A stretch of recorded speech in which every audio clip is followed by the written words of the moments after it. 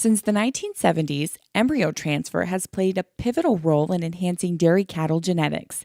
Thanks to the technology, producers have more than doubled milk production in the Holstein breed in the last 40 years. Today, researchers at Pennsylvania State University are looking at ways to continue improving efficiency for ET work. Embryo transfer is obviously a really important part of the dairy genetics business.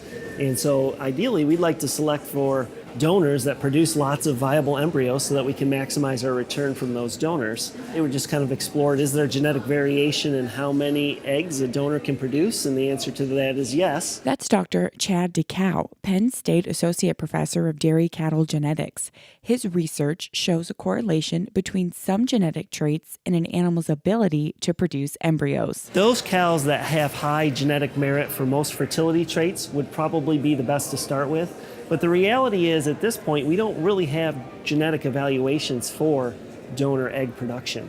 So if we really want to do a good job identifying those animals genetically, we would have to start doing genetic evaluations using data from past flushes to predict future information. So that's a trait that we may need to develop in the future. Identifying animals that are more likely to be successful donors can speed up the rate of genetic progress, which leads to greater profitability for producers. We could speed up the rate of genetic progress if we could have donors that produced more really good eggs. And so if we can identify those that have a high chance of success, we can use our capital resources a lot more efficiently than if we're just kind of shooting in the dark and hoping for the best. Dechow cautions that any new selection criteria must be evaluated for long-term impacts.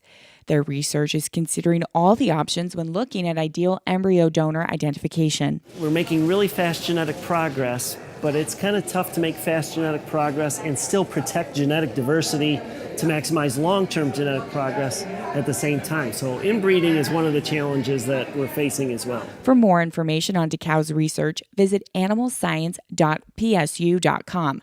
For Holstein Association USA, I'm Lauren Williams.